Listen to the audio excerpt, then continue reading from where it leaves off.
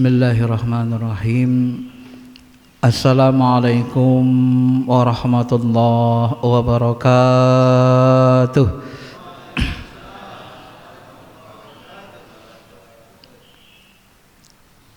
Alhamdulillahi hamdan na'imin. Ashhadu an la ilaha illallah ilahana fil awwalin wal akhirin, fid dunya wal akhirah. Allahumma salli ala sayyidina habibina syafi'ina wa maulana Muhammadin wa ala alihi wa sahbihi ajma'in. Amma ba'd. Ma'asyiral muslimin, Bapak Ibu yang dirahmati Allah, mudah-mudahan Allah berikan kita kesehatan, kelapangan hati, kelapangan pikiran, kemudahan segala urusan, dan mudah-mudahan Allah Subhanahu wa taala terus membimbing kita ke jalan kebaikan sampai akhir dari penghidupan. Bapak Ibu yang dirahmati Allah, subuh ini kita akan mengkaji tafsir surah Al-Fatihah. Surah Al-Fatihah ini termasuk bahagian dari ibunya Al-Quran, induk Quran. Al-Fatihah arti dasarnya adalah membuka, ya. Al-Fatih, kalau dari kata fataha artinya membuka atau menang, menaklukkan, putuh, fathun Mekah, membuka kota Mekah. Dalam Islam, kemenangan itu ditandai dengan terbukanya satu bangsa negara untuk memeluk agama Islam atau menerima Islam. Surah Al-Fatihah ini sebagian ulama berbeda pendapat. Secara umum Mushaf Utsmani menulis diawali dari Bismillahirrahmanirrahim, Alhamdulillahirabbil alamin, Arrahmanirrahim, Maliki yaumiddin, Iyyaka na'budu wa iyyaka nasta'in, Ihdinas siratal mustaqim, siratal ladzina an'amta 'alaihim ghairil maghdubi 'alaihim waladdallin. Amin.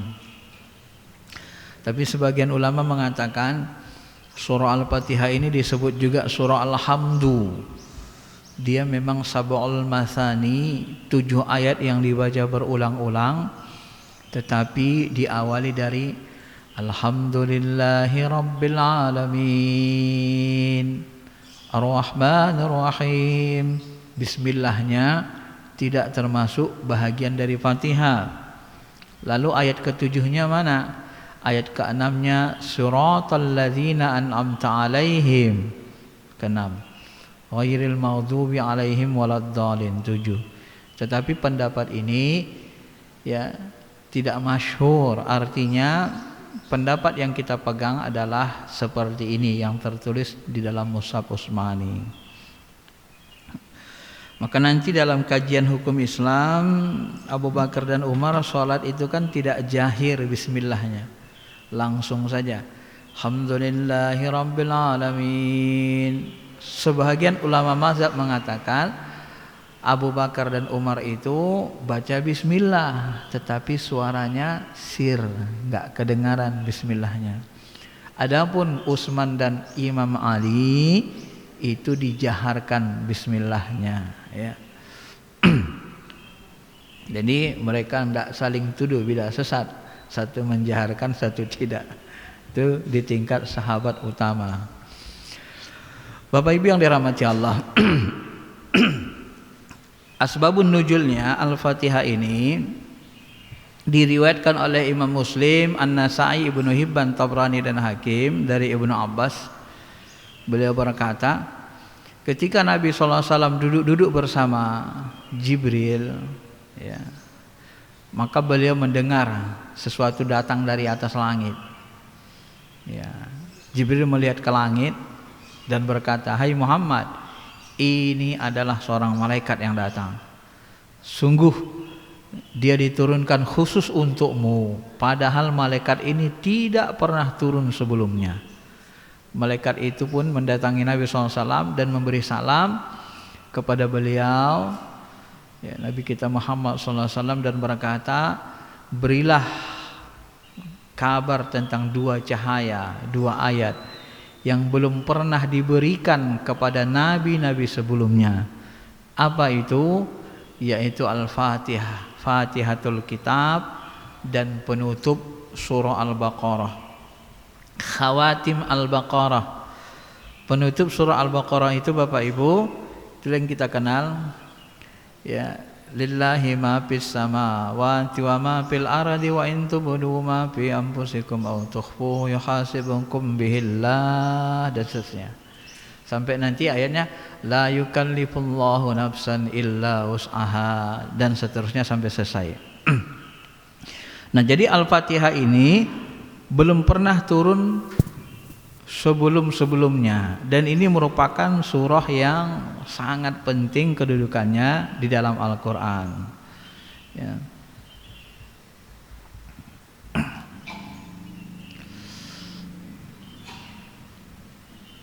Masyiral muslimin, Bapak Ibu yang dirahmati Allah Subhanahu wa taala. Nah, apa maknanya Bismillahirrahmanirrahim? Yes. Ar-Rahman, ini makna bahasanya, memiliki makna mubalaghah yang tinggi. Ya. Ar-Rahman, menurut banyak ulama, Ar-Rahman ini artinya pengasih, dan Ar-Rahman ini berlaku di dunia dan di akhirat. Berlaku untuk seluruh makhluk, baik yang beriman maupun yang kafir. Ya. Jadi Ar-Rahman ini pengasih, kita mau beriman mau kafir semuanya dikasih Allah Ta'ala, ya. Allah itu tidak pilih kasih. Tapi ketika bicara Ar-Rahim, Allah pilih sayang. Nah, gitu ya. Allah itu tak pilih kasih tapi pilih sayang. Ar-Rahim itu artinya penyayang. Nah, ini kata sebagian ulama sahabat berdasarkan hadis Abi Sa'id Al-Khudri, ya, bahwa sesungguhnya yang dimaksud dengan Ar-Rahim itu adalah, ya, penyayang yang hanya berlaku di akhirat saja, ya. Ini satu pendapat mengatakan begitu, ya. Maka siapapun yang dihidupkan Allah di bumi ini, kalau dia bekerja keras, mencari nafkah, berusaha, semuanya dikasih Allah. Tak peduli mau ateis, mau kafir, mau tiap hari maki-maki Allah, dikasih terus. Ila waqtihin. Inilah pengasihnya Allah Ta'ala. Jadi ada prinsip Bapak Ibu, manjadda wajada. Siapa yang bersungguh-sungguh dapat. Jadi Bapak Ibu jangan kaget, jangan merasa aneh. Dia kafir, durhaka, kerja keras, kok cepat banget kayanya ya. Jadi kasih. Iblis saja minta hidup sampai akhir zaman dikasih sama Allah, kan. Jadi jangan kaget, semakin diberi Allah semakin durhaka. Dalam konsep Islam, agama kita itu namanya istidraj, ya. Nah, nanti kita jelasin di ujung ayat ini. Itu sebenarnya ajab, kasih ajab. Semakin lalai semakin diulur. Semakin lalai dengan Allah, semakin kafir dikasih terus, semakin lalai. Itu artinya semakin bertambah-tambah ajab yang disediakan Allah untuknya. Maka bagi orang kafir itu sebenarnya tidak ada kebaikan. Semuanya keburukan. Termasuk nikmat itu tidak nikmat bagi mereka. Itu adalah penundaan untuk ajab. Liyazukul azab, agar mereka bertambah-tambah banyak ajabnya nanti. Nah, jadi kalau mau mendapatkan sesuatu, manjadda wajada, sungguh-sungguh saja. Nah, dia kok bisa berhasil, sukses ya, anak-anaknya sukses ya. Ya, dia sungguh-sungguh. Man kana yuridu sawabad dunya nu'tihi minha wa ma lahu fil akhirati min khalaq. Barang siapa yang ingin kehidupan dunia, kami berikan kepadanya, dan tidak ada baginya kehidupan akhirat. Allah berikan. Wa ma lahu fil akhirati min khalaq. Di akhirat tidak ada bagian lagi. Maka seluruh balasan orang-orang yang kafir, durhaka, itu diutuhkan, semuanya diberikan di dunia. Maka kalau ada orang kafir yang kaya berat, luar biasa hartanya, biasanya dia sosial orangnya, ya, suka memberi, balasan kebaikannya diberikan di dunia semua, di akhirat tidak diberikan.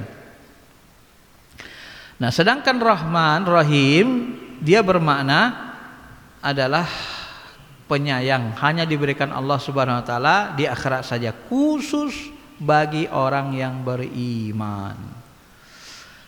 Tafsir berikutnya, ya, Ikrimah mengatakan Ar-Rahman bermakna rahmat, kasih sayang yang satu, dan Ar-Rahim bermakna kasih sayang yang 100 buah. Karena dalam sebuah hadis dikatakan sesungguhnya Allah memiliki 100 rahmat. Ya. Ada 100 rahmat yang dimiliki Allah. Dan ia hanya menurunkan satu rahmat saja ke bumi. Jadi dalam kehidupan dunia ini, dari 100 rahmat Allah, 99 rahmat kasih sayang Allah ini ditunggu nanti diberikan di akhirat, disimpan dulu sama Allah. Untuk dunia ini sampai kiamat hanya Allah turunkan satu rahmatnya, kasih sayangnya saja. Nah, dengan satu rahmat inilah seluruh penduduk bumi bisa hidup berkasih sayang. Sampai ayam sayang sama anaknya. Kenapa ayam bisa sayang sama anaknya? Ya karena rahmat Allah tadi.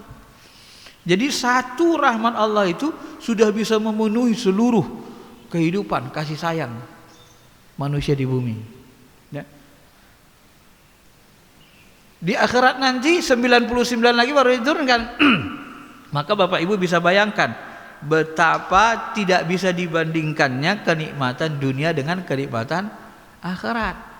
Yang satu saja sudah sangat banyak, ya, bisa memenuhi kebutuhan seluruh makhluk. Bagaimana yang 99 ini yang disimpan Allah ini? Ini kan luar biasa banyaknya. Nah, makanya di akhirat itu balasannya bi ghairi hisab, enggak ada batas. Ini beliau katakan didasarkan kepada hadis sahih ini, ya.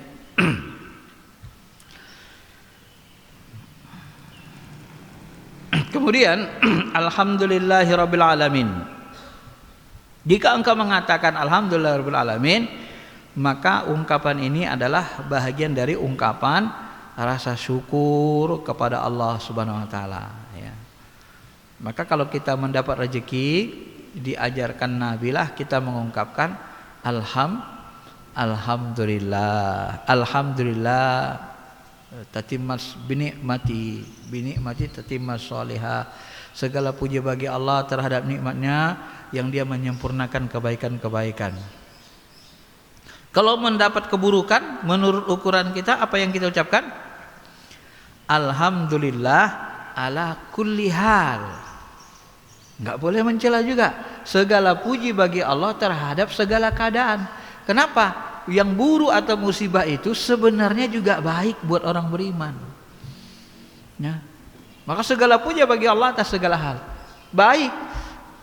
Kapan musibah menjadi buruk? Ketika kita memandangnya pakai hawa nafsu.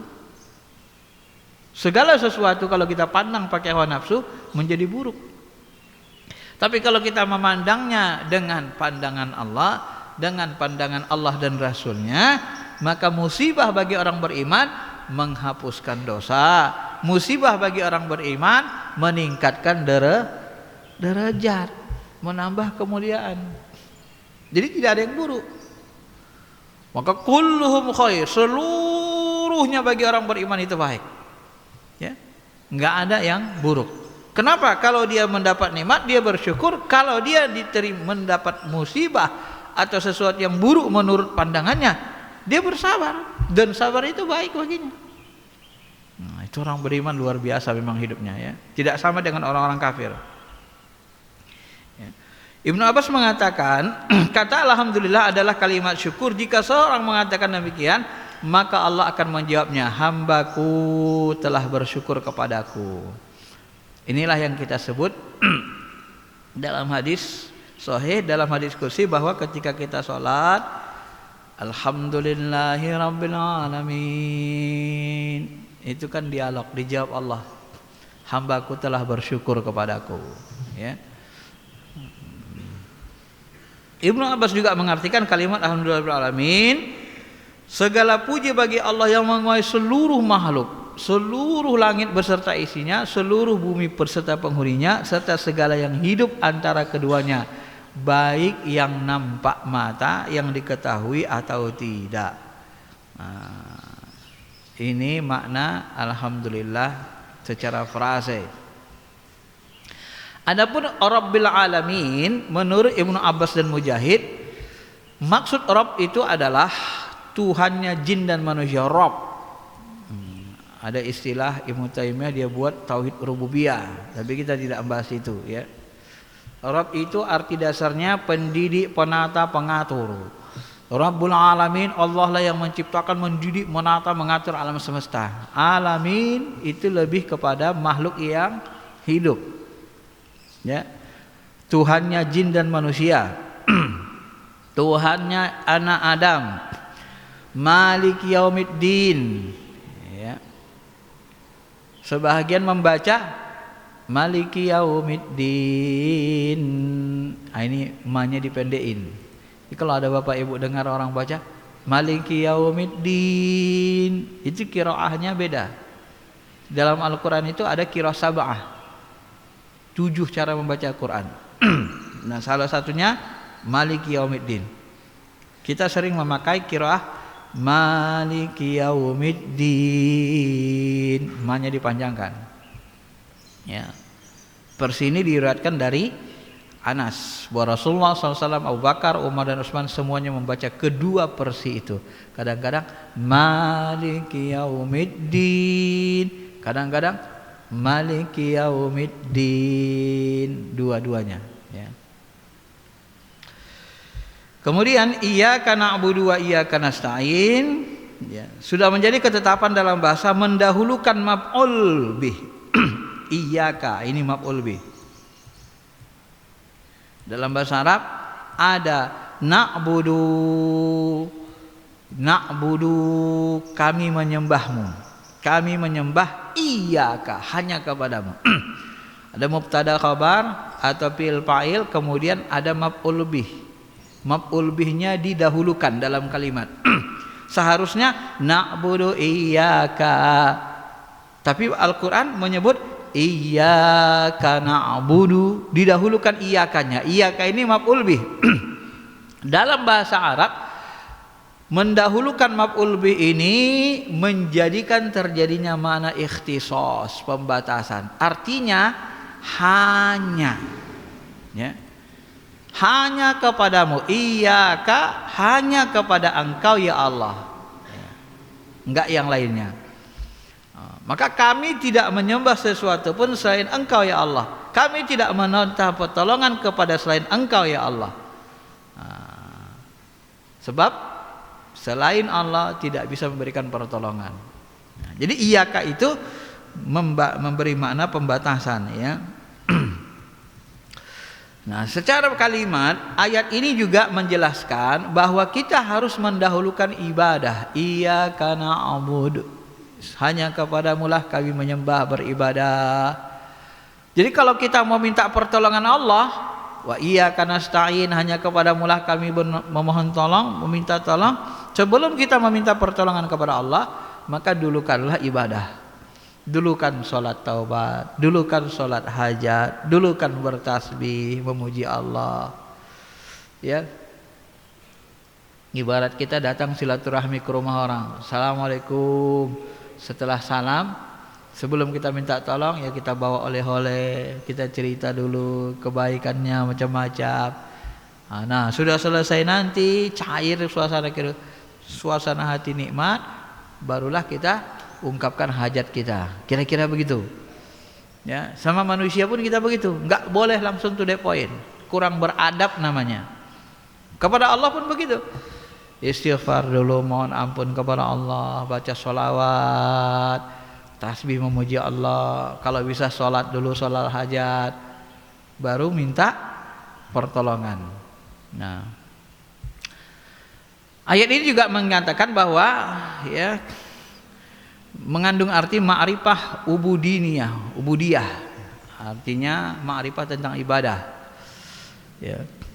Barang siapa yang telah kenal dengan keutamaan manfaat ibadah, maka akan senanglah ia menyibukkan dirinya dalam ibadah dan sulitlah baginya dia meninggalkan ibadah. Sebab kesempurnaan terhadap apa yang dia cintai apabila dia telah merasakan kelezatan nikmatnya ibadah.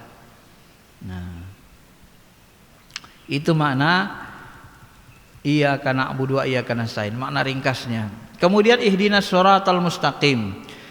Menurut Al-Qumi, kalimat ini menggunakan kata jama'. Ihdinas shiratal mustaqim. Kenapa digunakan ihdinas shiratal? Kenapa enggak ihdinis shiratal mustaqim? Ya Allah, tunjukilah aku jalan lurus. Tapi ihdina, tunjukilah kami jalan lurus. Sebagian ulama mengatakan seperti Al-Qumi, berdoa lebih mudah dikabulkan apabila kita berdoa jamaiyah, berjemaah untuk orang ramai. Ya. Maka Nabi kan ada dalam sebuah hadis mengatakan, ya mintalah doa dari banyak orang, karena kau tidak tahu dari siapa nanti mulut itu amin itu dikabulkan oleh Allah Subhanahu wa taala. Ya. Saling mendoakanlah kamu satu sama lainnya, karena boleh jadi kamu tidak mengetahui dari lisan mana doa itu terkabul. Ya. Makanya sebenarnya doa berjamaah itu sunnah, ya, bukan bid'ah itu, Pak. Yang penting jangan kita merusak dalam sholat. Lagi ruku, subhana rabbiyal azim wa bihamdi, tiba-tiba kita doa, Allahumma hdina fi man hadait, Allahumma ighfir lahu. Batal sholatnya. Tapi kalau selesai sholat kita doa berjemaah, boleh, sunnah, tidak ada masalah. Doa jemaah itu dianjurkan. Ya, kenapa boleh? Kenapa disunahkan? Karena doa sesudah sholat itu termasuk waktu mustajab, bukan waktu haram untuk berdoa. Dan berjemaah dalam berdoa itu adalah cara mustajab, bukan cara haram dalam berdoa. Fikihnya begitu, Bapak Ibu. Tapi kalau orang nggak paham fikih, asal beda dengan Nabi sedikit, bid'ah, sesat. Nah, ini tidak paham fikih sebenarnya. Ya. Apakah doa berjemaah itu haram? Enggak. Berjemaah itu cara yang dianjurkan dalam berdoa, dalam beribadah. Kapan? Silakan kapan saja, asalkan di waktu yang dibolehkan. Nah, itu kaidah hukumnya begitu. Jangan asal beda saja. Doa jemaah sesudah sholat, orang doa berjemaah itu sesat, bid'ah. Ini nggak ngerti. Banyak hadis yang menganjurkan kita sholat untuk doa berjemaah, ya.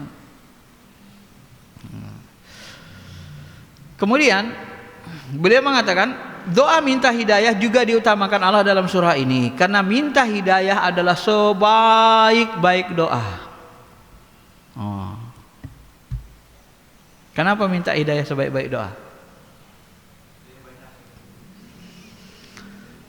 Istighfar bagus, Astaghfirullahaladzim, minta ampun bagus.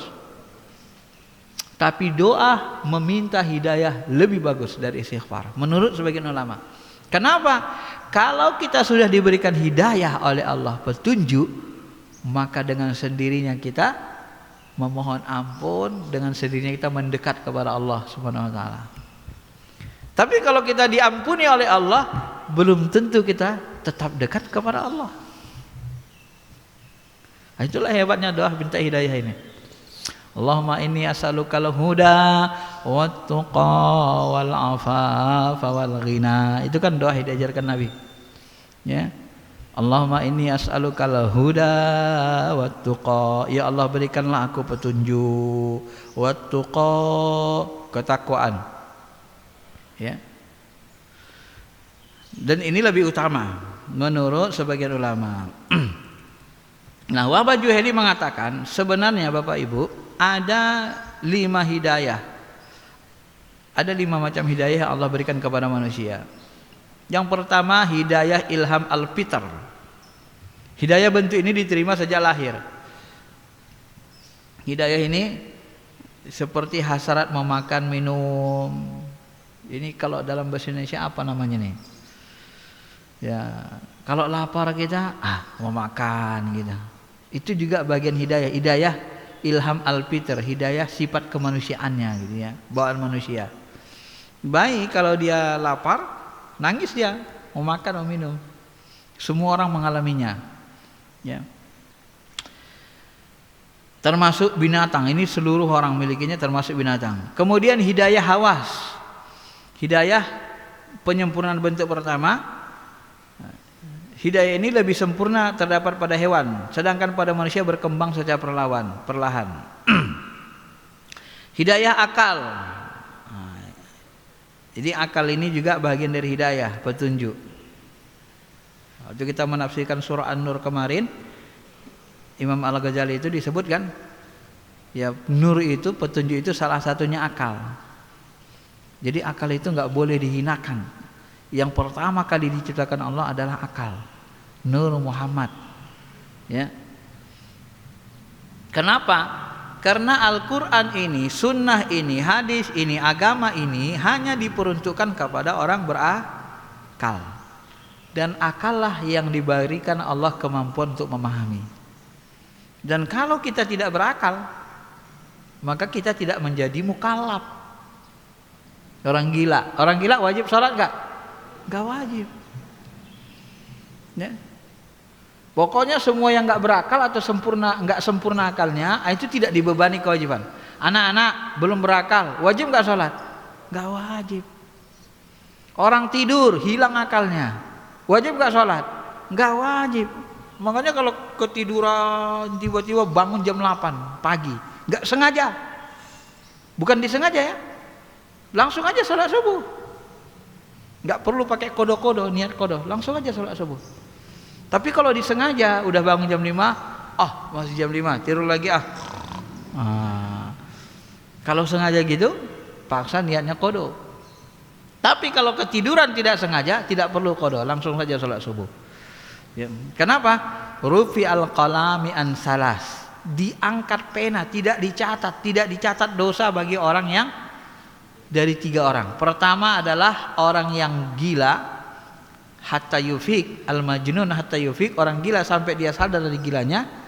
Kemudian ya al-majnun hatta yufik, kemudian as-sibyan as-sabi hatta yahtalim, anak-anak sampai dia dewasa, karena sudah dewasa baru sempurna akalnya. Yang ketiga adalah an-naim hatta yastayqiz, orang tidur sampai dia terbangun dari tidurnya. Ya, jadi kalau bapak mau buat dosa waktu tidur aja, waktu tidur nggak ada dosa itu. Maling, nyuri, tapi lagi tidur nggak dosa kan? Karena nggak beneran jadinya ya. Nah, candanya begitu. Kemudian Bapak Ibu, hidayah yang berikutnya yang paling tinggi lagi adalah hidayah agama. Nah, hidayah agama ini nggak pernah salah. Kalau akal kadang-kadang dia tersalah, maka dibimbinglah akal oleh agama wahyu. Ya. Sumbernya selamanya benar, tapi kadang akallah yang salah memahaminya.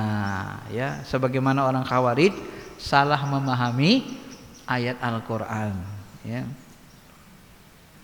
Nah, kemudian yang kelima, hidayah dalam bentuk pertolongan dan taufik untuk tetap melangkah di jalan yang lurus. Inilah yang dimaksud tadi, dimintakan tadi itu. Ya.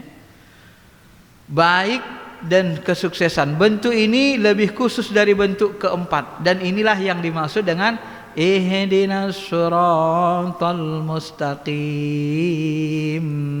Jadi jangan Bapak anggap ihdinas siratal mustaqim itu berikan kami petunjuk jalan lurus, itu agama.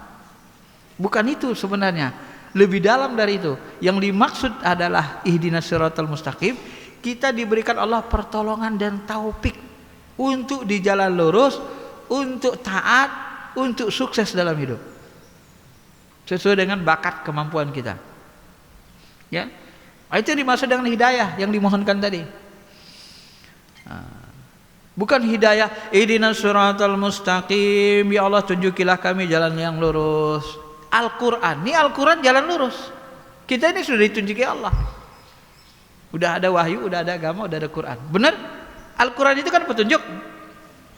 Udah diberi loh Al-Quran sama kita. Bukan itu maksudnya ihdinas siratal mustaqim. Tapi lebih dalam lagi. Kita diberikan taufik, diilhamkan ke hati kita. Semangat. Ya, ada semangat, ada pertolongan dari Allah untuk senantiasa mentaatinya. Ya, di jalan yang lurus melaksanakan Al-Quran dan hadis, Al-Quran dan sunnah.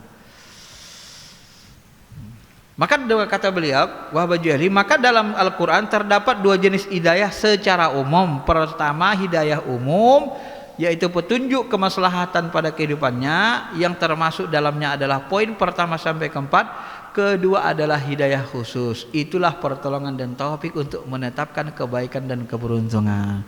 Maka nanti Bapak Ibu ada orang yang jahat sekali, pemabuk, penarkoba, penjina, perampok, koruptor, tiba-tiba umur 50 tahun taubat, dikasih petunjuk oleh Allah, umur 51 tahun meninggal sesudah taubat. Itu orang dapat hidayah namanya. Ya, itulah hidayah, itu termasuk salah satunya. Jadi bukan hanya petunjuk seperti Quran tadi gitu, bukan begitu maksudnya ya. Jadi kayak dituntun kita, ihdinas shiratal mustaqim, Allah menuntun kita. Itu dimaksud dengan ihdinas shiratal mustaqim. Nah, ini perlu kita tafsirkan, kita pahami supaya setiap hari kita membaca Fatihah, paham kita apa yang kita baca, apa yang kita pinta. Nah. Siratal ladzina an'amta 'alaihim, ya, jalan orang-orang yang Kau beri nikmat kepada mereka. Ya, siratal mustaqim, jalan orang yang Kau beri nikmat. Siapa orang yang diberi nikmat oleh Allah? Ya, may yuti'illah wa rasulah, siapa orang yang beriman kepada Allah, mentaati Allah dan Rasulnya, mereka itulah ulaikal ladzina an'ama 'alaihim, mereka itulah orang yang bersama orang-orang yang diberi nikmat, minan nabiyyin wassiddiqin wasyuhada'i wassalihin. Jadi setelah Allah berikan kita taufik hidayah menetapi jalan kebaikan kebenaran, nah dengan jalan itulah ya kita akan diberikan nikmat, digolongkan kepada orang yang tergolong kepada para nabi, para siddiqin, para syuhada dan sholihin. Nah, jadi ujungnya nanti kita akan bersama mereka. Itu yang dimaksud dengan ihdinas shiratal mustaqim, ya. Nah, ketika kita bertanya, jika ditanya apakah Allah memberikan nikmat pada orang kafir atau tidak? Nah, ini tadi pertanyaan yang di ujung tadi di awal. Apakah ketika Allah berikan kekayaan kepada orang kafir, Allah berikan kemewahan, mobil mewah, rumah mewah, pekerjaan bagus, gaji melimpah, apakah itu merupakan nikmat bagi orang kafir? Ternyata kalau kita pahami dalil Al-Quran dan hadis, itu tidak termasuk nikmat. Tentu saja tidak. Yang kita lihat diberikan Allah nikmat pada mereka, sebenarnya hakikatnya adalah azab dan keburukan. Nah, itu Bapak Ibu, itulah istidraj. Jadi kalau ada orang makin lapang rezekinya, makin mudah urusannya, semakin kafir jauh dari Allah, hati-hati. Itu ajab. Hati-hati. Kenapa? Wala tahsabannal ladzina, janganlah kamu mengira penangguhan ajab bagi orang-orang kafir.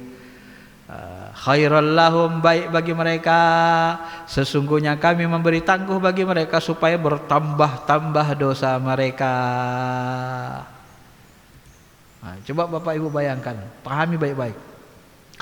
Ketika mereka buat durhaka, semakin durhaka, semakin korup, makin mewah rumahnya, makin banyak mobilnya, makin banyak istrinya, bisa jalan-jalan ke luar negeri, makin korup lagi, makin banyak diberikan Allah. Wah, apakah itu nikmat? Oh enggak. Kenapa dimuluskan Allah semua usahanya? Supaya tambah banyak ajab dia nanti. Ya kalau cuman korupsi, misalnya korupsi beli rumah saja masih sedikit. dikasih lagi uang, dibuluskan lagi, nggak ketangkap sama KPK, ya dikasih lagi, beli segala, mau belinya, beli rumah lagi di Amerika, di Australia, luar negeri macam-macam, beli aset, dikasih Allah, makin banyak, ajab koruptor sana, ajab harta sana, ajab sini, semakin banyak itu stok untuk mengajab dia. Nah, jadi penangguhan itu adalah azab supaya tambah banyak, berlipat-lipat dosa yang dia miliki. Nah, itu ngerinya Bapak Ibu ya. Jadi jangan pernah menganggap semakin jahat, semakin lapang itu baik. Enggak. Nah, itu pandangan Allah. Makanya saya sebut tadi, pandanglah segala sesuatu dengan pandangan Allah. Memandang dengan pandangan Allah tuh, memandang segala sesuatu dengan firman Allah. Ya. Kemudian ayat berikut Al-Fatihah disambut dengan lanjutkan dengan ghairil maghdubi alaihim waladdallin, bukan jalan orang yang maghdub, yang dimurkai. Siapa yang dimurkai? Ulama mengatakan yang dimurkai itu Yahudi. Kenapa mereka dimurkai? Karena mereka berlebih-lebihan dalam mengingkari para nabi, termasuk Nabi Musa, dan menyakiti nabi-nabi Allah. Ya. Misalnya setelah Allah menyelamatkan mereka dari Firaun, kejaran Firaun, ditenggelamkan Firaun di Laut Merah, udah diselamatin, apa kata mereka coba? Hai Musa, buatkanlah kepada kami Tuhan selain Allah, sebagaimana mereka memiliki Tuhan yang lain. Minta mereka buatkan Tuhan dalam bentuk patung, karena mereka nggak bisa lihat Allah. Ya, coba bayangkan, udah diselamatkan dari Firaun, tiba-tiba udah ikut Nabi Musa, ya Musa buatkanlah kami Tuhan yang bisa dilihat selain Allah yang nggak bisa dilihat. Nah, seperti orang-orang itu kan ada yang nyembah api, ada nyembah ini katanya. Nah, kan kurang ajar tuh Pak ya. Udah diselamatkan Allah, malah minta sesembahan selain Allah. Nah, begitulah. Ini makanya Allah murka sekali dengan orang-orang Yahudi.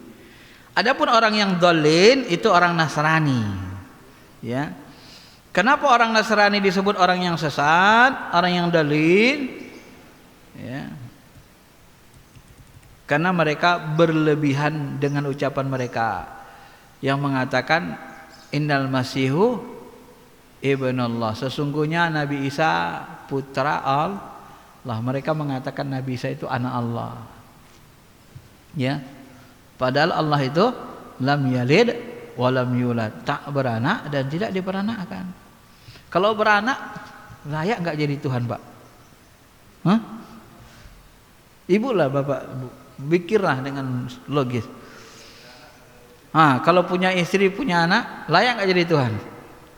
Enggak layak kan? Ya jadi hamba, makhluk. Ya. Ngurusin anak, ngurusin istrinya lagi, ngurusin sekolahnya lagi. Enggak layak, Pak. Makanya tauhid selain agama Islam ini ya dhalin, tersesat. Innallaha salisun salasah, sesungguhnya Allah itu trinitas, 3 dalam 1. Ada Tuhan Bapa, Tuhan Mak, Tuhan Anak. Nah ini kan. Maka kalau kawan-kawan kita yang dulu di mereka tanya secara logika, kalau Nabi Isa itu Tuhan, kapan diangkat jadi Tuhan? Dulu kan dia lahir. Kapan diangkat jadi Tuhan? Sesudah dewasa. Nah, sesudah dewasa diangkat jadi Tuhan. Ada enggak manusia, makhluk dulu tidak Tuhan kemudian jadi Tuhan? Kan aneh kan? Jadi gelar Tuhan itu gelar pengangkatan, kan tidak mungkin. Secara logika kan begitu, ya. Bapak Ibu yang dirahmati Allah Subhanahu wa taala. Kemudian nama-nama surah Al-Fatihah. Al-Fatihah ini banyak sekali sebutannya. Yang paling umum, paling pokok adalah namanya Fatihatul Kitab. Ya, karena dia disebut sebagai pembuka. Surah pembuka. Dia juga disebut Ummul Quran atau Ummul Kitab. Kenapa disebut demikian? Karena itu artinya pemersatu. Nah, pemersatu, pengumpul. ummi. Ummi ibu, ibu pengumpul. Apa maksudnya? Ibu kalau meninggal ayah kita, ibu kita masih hidup, maka seluruh anak-anak pasti insya Allah masih mudah dikumpulkan. Masih ngumpul itu Pak, masih mudah ngumpul. Tapi kalau meninggal ibunya, ayahnya masih hidup, nikah lagi, anak-anak susah kumpul. Nah, itulah kehebatan itu, ibu itu. Maka disebut dia ummi, ibu, ummi. Ya. Kenapa? Karena dia mampu mengumpulkan anak-anaknya, pemersatu. Maka disebut Al-Fatihah itu ummul kitab, karena dia mengumpulkan seluruh ya, segala sesuatu yang ada dalam Al-Qur'an itu. Ya. Ummul Qura, ibu kota. Ibu kota itu kan tempat kumpulan banyak manusia. Ya. Maka disebut Ummul Qura. Demikian juga Ummul Kitab.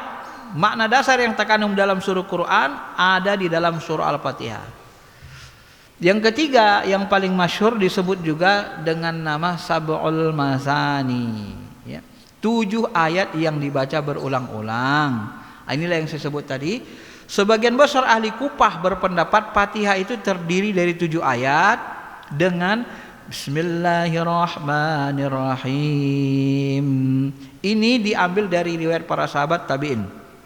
Sebagian ulama mutakhir mengatakan 7 ayat tetapi tidak termasuk Bismillahirrahmanirrahim, dan ayat yang ketujuhnya adalah An'amta alaihim ghairil maghdubi alaihim waladdallin. Nah, pendapat ini mereka sandarkan pada sebagian besar qiraah bacaan penduduk Madinah, dan inilah yang mereka yakini. Makanya itu tadi Pak, jangan heran kan ada orang baca Alhamdulillahirabbil alamin Arrahmanirrahim. Jadi enggak dibaca bismillahnya gitu, atau disirkan. Kenapa? Bismillah itu kata mereka ada di seluruh ayat Quran, di Fatihah, di Baqarah, Al-Imran, An-Nisa, Al-Maidah, terus kecuali surah Baroah, surah At-Taubah, ya.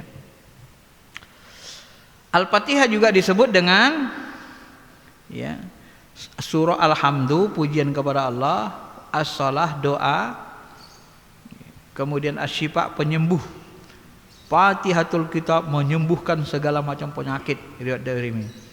Jadi kalau sahabat itu ada satu riwayat Abu Hurairah bahwa sebagian sahabat itu diundang untuk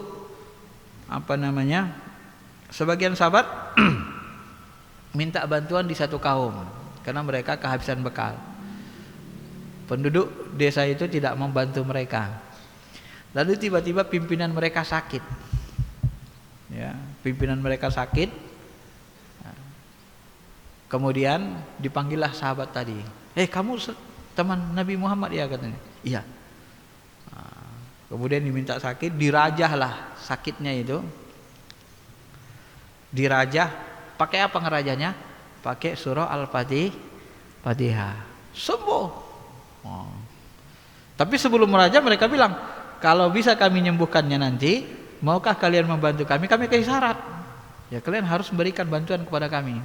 Baik. Nah, maka dirajalah pakai surah Fatihah.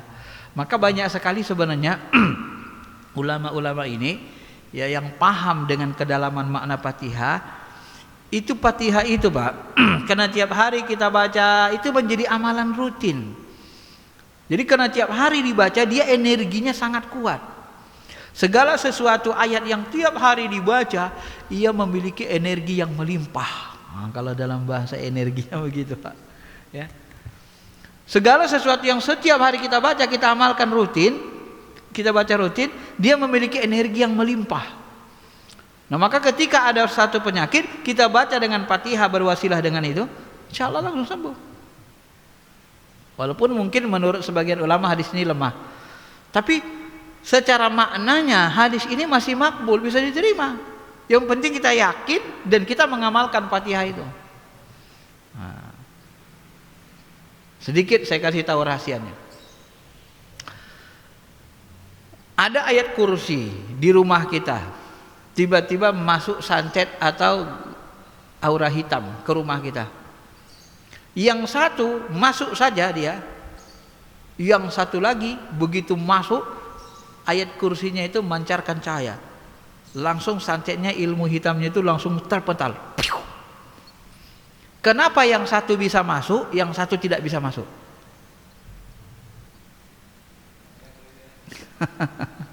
Dan itu terjadi. Kenapa? Yang bisa masuk tadi, orang ini bisa jadi jarang sholat dan nggak pernah baca ayat kursi, jarang baca ayat kursi.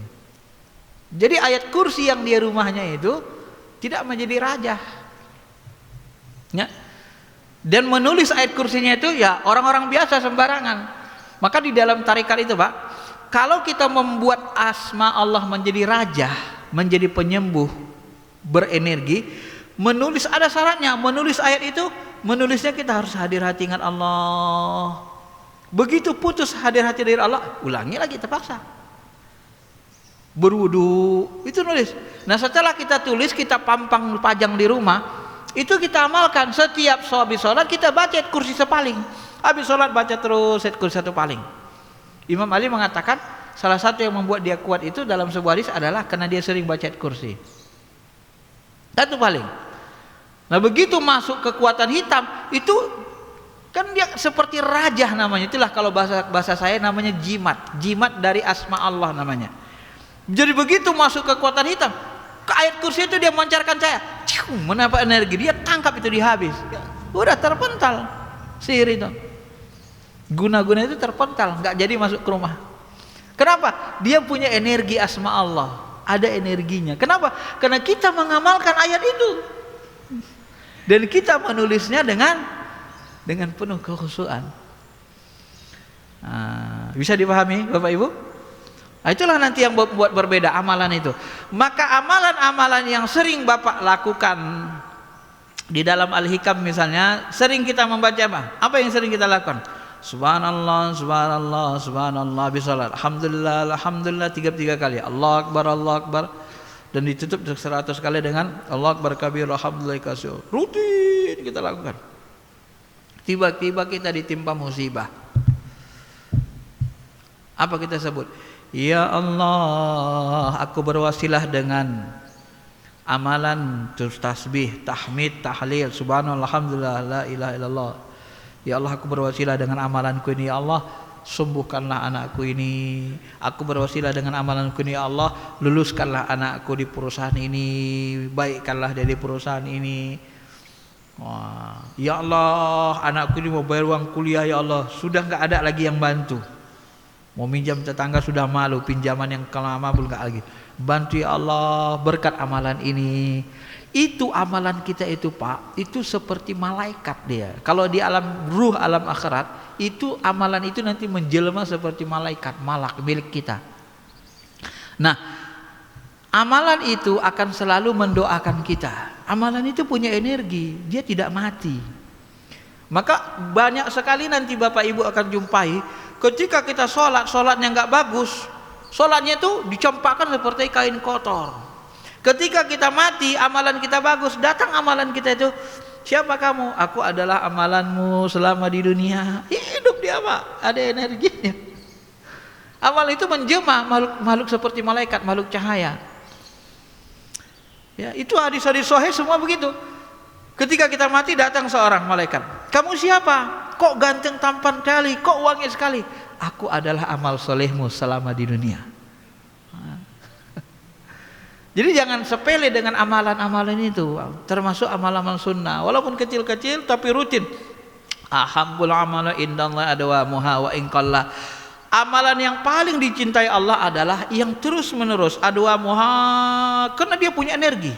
Dalam Al-Hikam disebut wirid. Wirid itu menghasilkan warid, menghasilkan karomah, menghasilkan kemuliaan. Semua wirid akan menghasilkan kemuliaan. Penting ikhlas saja nih ya. Bapak tiap hari baca Quran, satu Quran setiap hari, satu lembar. Tiap hari cuma satu lembar, tapi tiap habis subuh satu lembar. Apa yang Bapak dapatkan? Ketika nanti di alam akhirat, naiklah ke dalam surga. Bacalah Quran sambil baca Quran. Baca Quran naik ke dalam surga. Begitu berhenti bacaan kita, disitulah surga kita. Puncak ya. Jadi semua amalan itu ada energinya, kekuatannya. Rajin sholat sunnah, rajin puasa sunnah, masuk surga dengan pintu rayyan, pintu puasa.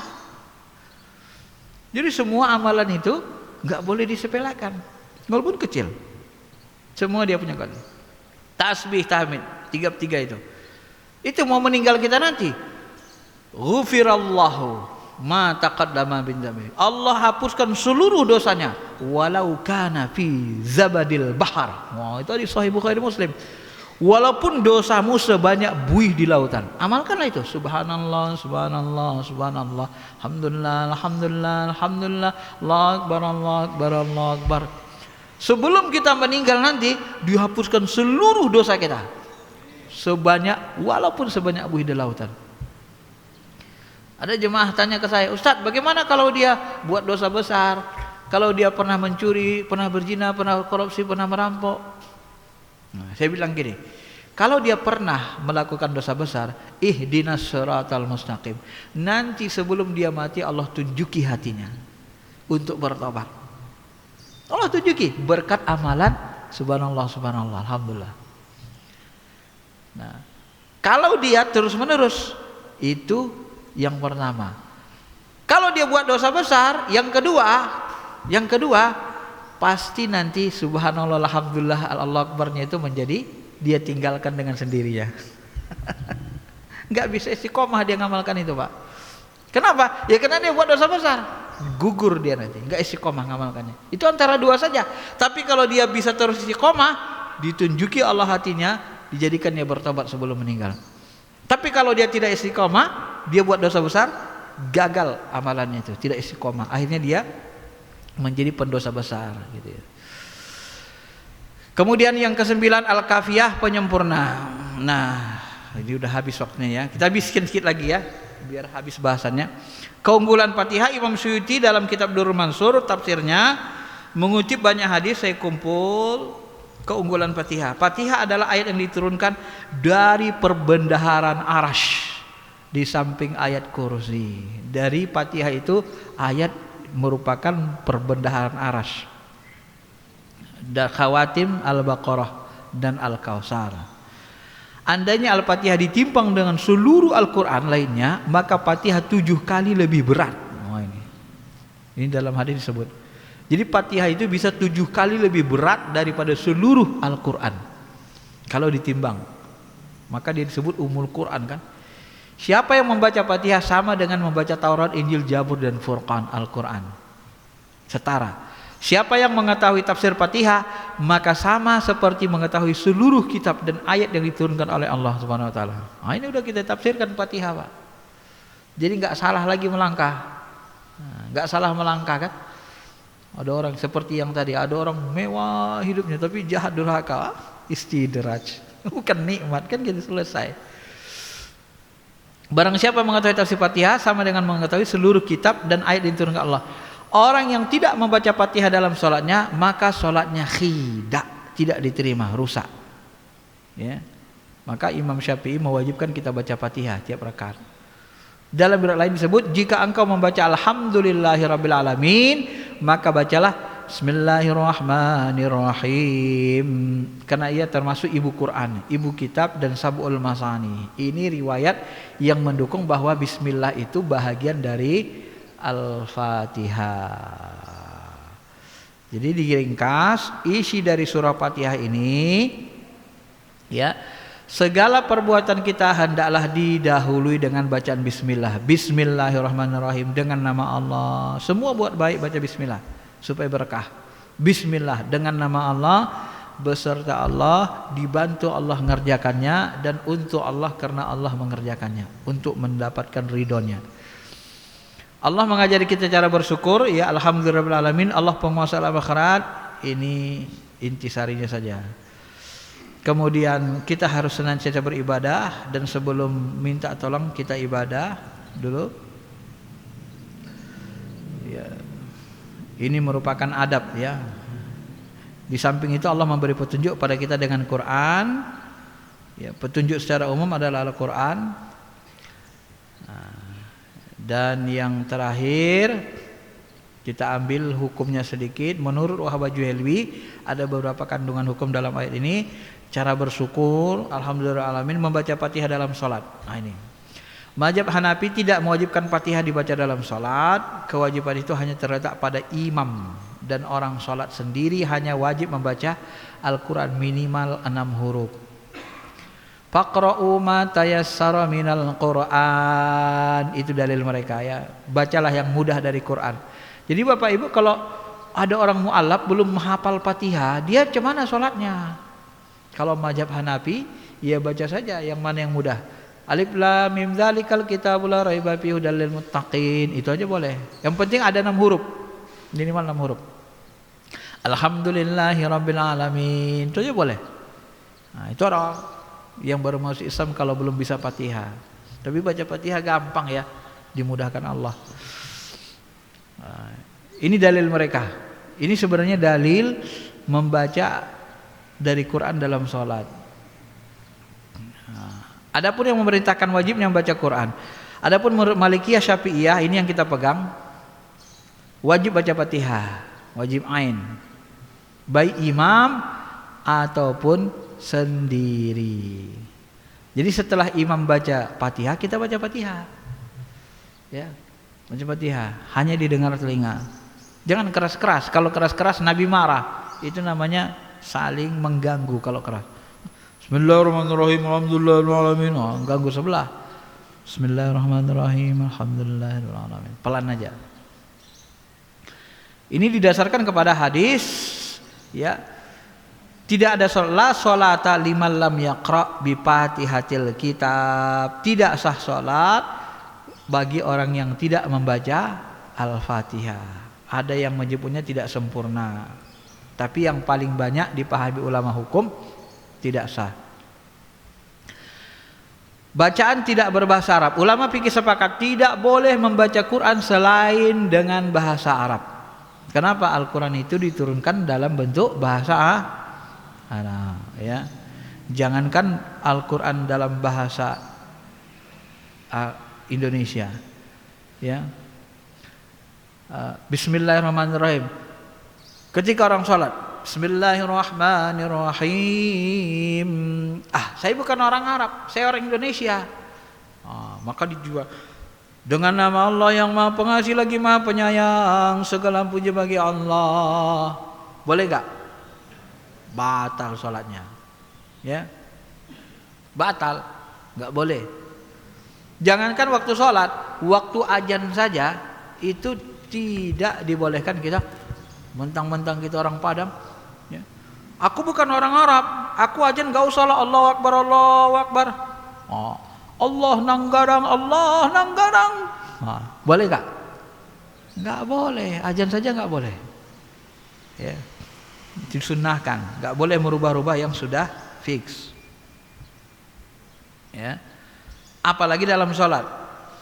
Jangankan merubah bacaan bahasa Arab menjadi Indonesia, melakukannya pun seperti kemarin lagu intonasi Jawa, itu sudah tidak dibolehkan. Cenderung seperti menghinakan atau menyamakan level Quran dengan nada Jawa gamelan, nggak boleh. Itu mengganggu hati, mengganggu rasa, ya. Tidak dibenarkan oleh banyakan ulama, ya.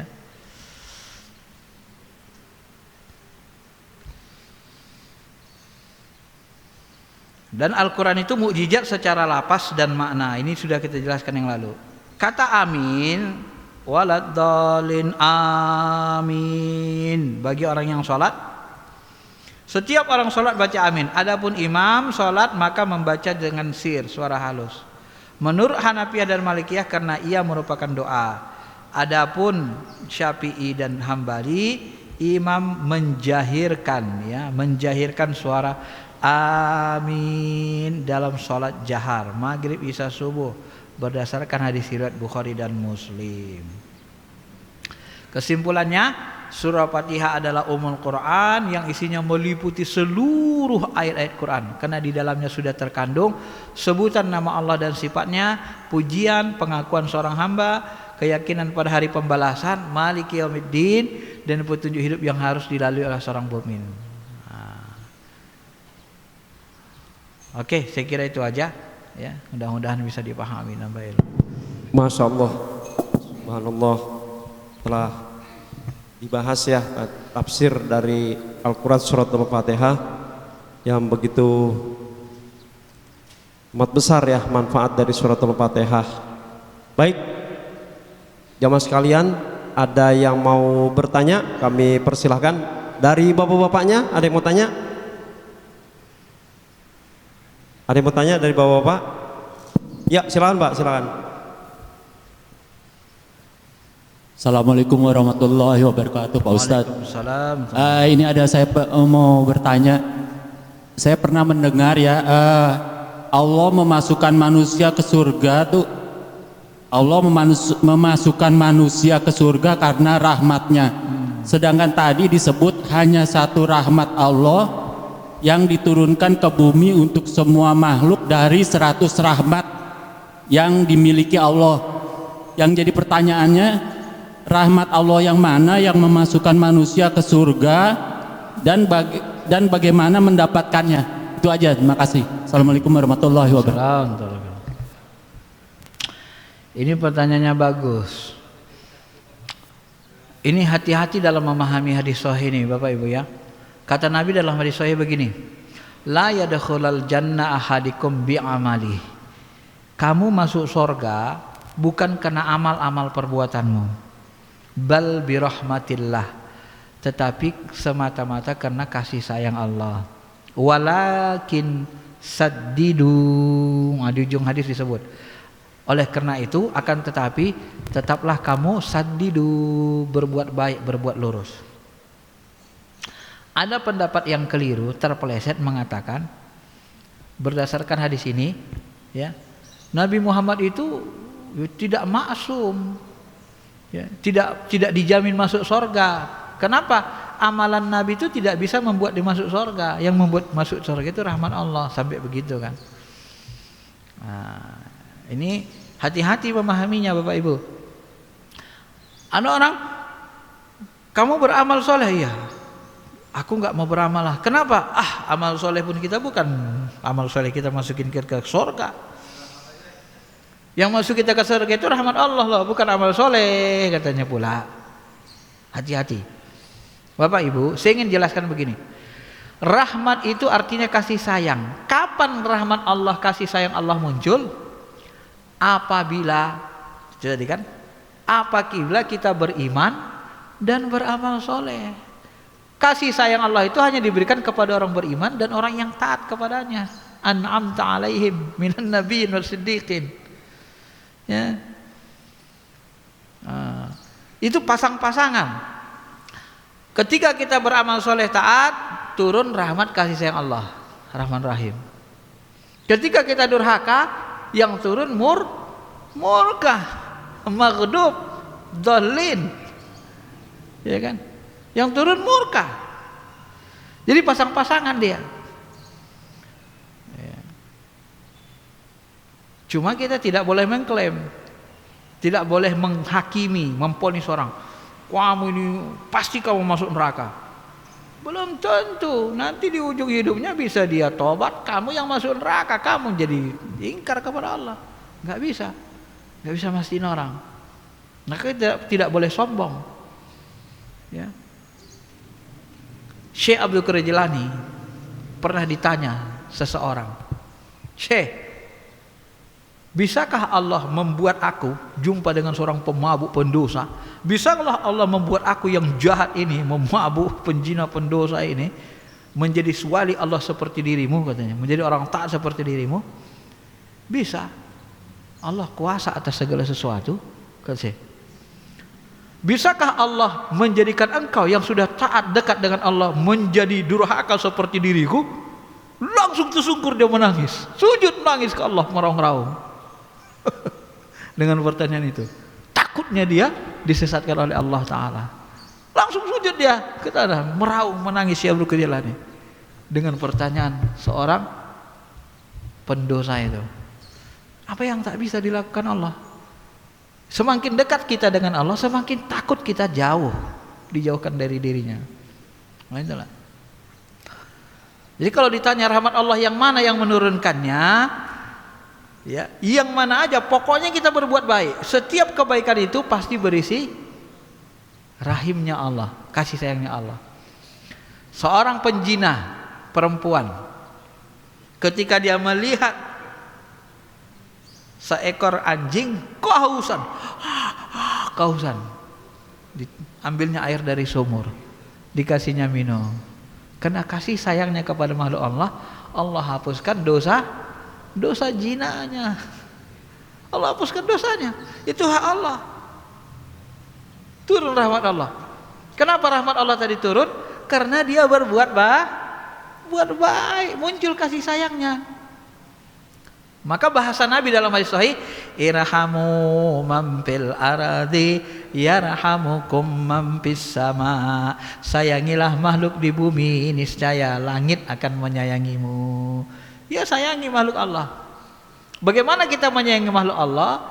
Ya, menyayanginya dengan memberikan hidayah, petunjuk, saling menasihat-nasihat. Maka ad-dinun nasihat, agama ini nasihat, agama ini bahagian dari kasih sayang Allah. Ya, saling menegur dalam kebaikan, keimanan, ketakwaan, tanda sayang.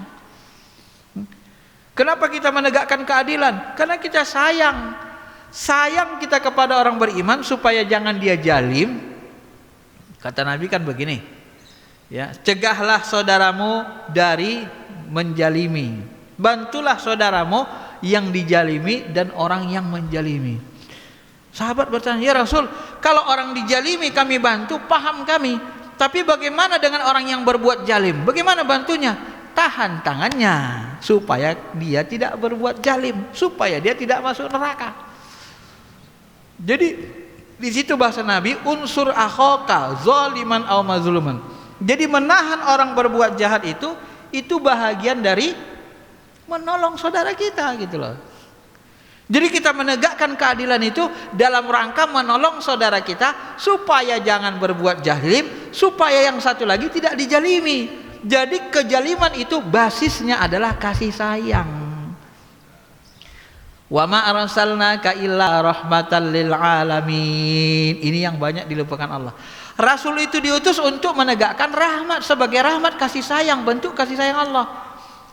Jadi menegakkan keadilan itu bentuk kasih sayang, bukan murka, bukan karena kita kalau bahasa Medan, bukan karena beteng-betengan, bukan karena sok-sokan. Tidak, kita menegakkan keadilan itu untuk menegakkan kasih sayang. Sebab kalau orang saling menjalimi, tidak tercipta kasih sayang. Rahmat itu mustaq, pecahan dari Rahman Rahim. Rahman pengasih, Rahim penyayang. Maka disatukan menjadi rahmat. Ya, gitu dia Pak. Jadi saddidu, di hujung hadis itu saddidu walakin saddidu. Oleh karena itu tetaplah engkau istiqomah berbuat baik. Kenapa? Enggak tahu kita nanya perbuatan baik mana yang ikhlas, yang mendatangkan rahmat Allah Subhanahu wa taala. Tapi secara umum segala kebaikan yang kita lakukan dengan ikhlas itu semuanya mendatangkan rahmat kasih sayang Allah dalam bentuk yang berbeda-beda. Itu sudah pasti. Kenapa kita masuk surga? Bukan karena amal soleh kita. Ya benar lah Pak. Saya buat kalkulasi matematika. Bapak kalau kerja, buat Bapak kerja di perusahaan hebat. Katakan di sini ada sebuah perusahaan Antam lah kita ambil. Bapak kerja di Antam. Gaji di Antam ini kolosal, 1M 1 bulan. Oke? Walaupun nggak benar. Ini umpama saja. Gaji di Antam 1M sebulan. Setahun dapat berapa? 12M. Umur Bapak 100 tahun. 12M kali 100 berapa? Ya banyak. Iya dah, banyak. Kalau dibelikin kerupuk, lebih banyak lagi kan. 12M kali 100 berarti 1.200, 1,2 triliun. Benar? Ya. Kerjanya 8 jam sehari. 1,2 triliun dengan gaji 1M sebulan bisa nggak membeli seluruh kota Jakarta? 1,2 triliun. Bisa? Nggak bisa Pak. Nggak cukup uang 1,2 triliun. 1.000 triliun aja belum tentu cukup beli seluruh Jakarta. Itu gajinya kolosal 1M. Bapak kerjanya 8 jam sehari. Nah, Bapak ibadahnya berapa jam sehari? Ada 8 jam sehari? Zikirnya? Nggak ada. Puasanya? Zakatnya? Infaknya? Ya Allah, dikit banget. Dengan amalan dikit, puasanya dikit, zikirnya dikit, ibadahnya dikit, mau beli surga, harganya apa? Dengan ibadah dikit mau beli surga yang luasnya seluas langit dan bumi. Cukup nggak amal itu? 8 jam sehari aja baru 1,2 triliun, nggak cukup beli Jakarta. Ini ibadahnya cuma 1 jam 2 jam sehari mau beli surga seluas langit dan bumi. Cukup nggak? Nggak cukup, Pak. Maka itulah tidak boleh sombong. Amal soleh kita ini nggak bisa beli surga gitu loh. Kalau tidak dirahmati Allah, nggak bisa amal soleh kita ini membeli surga. Itulah maksudnya bahwa sesungguhnya kita masuk surga bukan karena amal soleh. Karena amal soleh ini nggak cukup untuk digaji beli surga kalau diuangkan. Tapi karena rahmat Allah. Karena rahmat Allah itu amalan sedikit dilipat gandakan banyak, sebesar gunung dilipat gandakan dengan rahmat kasih Allah. Barulah dia bisa mencapai membeli ditukar dengan sorga. Innallaha astaral mu'min. Sesungguhnya Allah ingin membeli orang beriman dengan diri dan harta mereka. Jual beli juga kata Allah kan. Begitulah memahaminya. Jadi jangan salah paham ya. Jangan karena tidak karena amal soleh langsung nggak mau beramal. Aku malas beramal karena rahmat Allah. Nggak bisa, rahmat Allah itu diperoleh dari ketaatan kebaikan. Maka rumusnya kata Nabi dalam Quran itu kan gini. Siapa yang dimudahkan, wa nuyassiruhu lil yusra, orang-orang soleh itu dimudahkan untuk berbuat baik. Ciri-ciri penduduk surga itu dimudahkan dia buat baik. Kalau ada orang terus-menerus buat baik, itu ciri-ciri dia penduduk surga. Kalau ada orang mudah terus-menerus buat jahat, itu ciri-ciri penduduk neraka. Ciri-ciri, tapi belum tentu kepastian. Mana tahu di ujung nanti dia belok arah tobat, dapat ihdinas siratal mustaqim. Maka tidak boleh sombong orang taat, tidak boleh putus asa orang yang durhaka dan maksiat. Itulah ajaran Islam itu. Bisa dipahami Pak ya? Ya, kata terus saddidu, berbuat baik. Ya, baik. Ada lagi yang mau bertanya? Udah, mau bertanya? Ya, silakan. Nampaknya asik nih ya. Udah sangat, tapi asik kita nih. Assalamualaikum warahmatullahi wabarakatuh. Waalaikumsalam warahmatullahi wabarakatuh. Izin bertanya Ustadz, bila dalam imam sholat terdapat salah dalam membaca surat Al-Fatihah atau surat pengikutnya, yang saya pertanyakan adalah bagaimana status si makmum? Bagaimana status makmum dalam sholat itu? Iya. Makanya Bu, Fatihah itu kan wajib dibaca makmum. Ketika imamnya salah Fatihahnya, ya, maka makmum di belakang biasanya mengucapkan subhanallah kalau ketinggalan. Kalau makmumnya tidak mengatakan subhanallah, salah dikit tajwidnya, maka kita suruh baca lagi. Tajwid kita kan benar, bagus, maka bacaan kita itulah menutupinya, gitu ya. Jadi sebenarnya bacaan kita itu menyempurnakan tadi bacaan Fatihah itu. Kan ada yang imam itu 1-2 salah tajwidnya kan. Maka kita disuruh baca Fatihah. Bacaan Fatihah kita itulah yang menyempurnakan amal soleh kita, gitu ya. Walaupun sebenarnya imam itu harus dipilih yang bagus bacaannya, itu Bu. Harusnya memang begitu. Tapi kan kadang-kadang kita musafir, kita lebih jalan di masjid orang, pinggir jalan kita sholat, ternyata imamnya ya gitu, kurang bagus ya. Kita lah bagusinya, benerinya, gitu ya. Jadi tak ada masalah, gitu ya. Tapi kalau benar-benar Bismillahirrahmanirrahim. Ar-Rahmanirrahim. Subhanallah. Masa bismillah langsung Ar-Rahmanirrahim? Kan gitu. Nah, ditegur sama makmum di belakang. Kalau yang ibu-ibu negurnya pakai tepuk tangan kan. Nah, sekali. Itu tanda salah. Oke, ada lagi? Kalau ada satu lagi. Jazakallah khairan, Ustaz. Baik, bagaimana Bapak Ibu? Cukup? Udah nggak ada yang tanya lagi? Ya, baik. Ustaz, langsung doa ya Ustaz. Silakan Ustaz. Astaghfirullahaladzim. Alhamdulillahi rabbil alamin. Wassalatu wassalamu ala asyrafil anbiya'i wal mursalin wa ala alihi wa sahbihi ajma'in. Rabbana ighfir lana dhunubana wa liwalidina warhamhum kama rabbawna shighara wa li asatidina wa li masyayikhina wa li ahli baitina wa li azwajina wa li ulama'ina wa li umara'ina wa li jami'il muslimin wal muslimat wal mu'minina wal mu'minat al ahya'i minhum wal amwat innaka sami'un qaribun mujibud da'wati ya qadirul hajat. Ya Allah ya Rahman ya Rahim, ampuni dosa kami ya Allah, dosa orang tua kami, dosa anak istri keluarga kami, dosa para pemimpin bangsa kami, para ulama kami, istiqomahkan mereka di atas kebaikan, kebenaran, keimanan, ketakwaan. Istiqomahkan kami juga dan keluarga kami ya Allah dalam kebaikan, ketaatan kepada-Mu ya Allah. Berkahilah segala yang telah Engkau berikan, rezekikan, limpahkan kepada kami ya Rahman. Jadikan umur kami sebaik-baik umur, berkahi umur kami yang tersisa, ampuni dosa-dosa kami pada umur kami yang telah kami lalui ya Allah. Ya Allah ya Rahman ya Rahim, jadikan sisa umur kami umur yang produktif, yang Kau muliakan, Kau berikan kebaikan yang melimpah ya Rahman Rahimin. Jadikan kami orang-orang yang beriman, bertakwa, orang yang selalu merindukan Engkau ya Allah.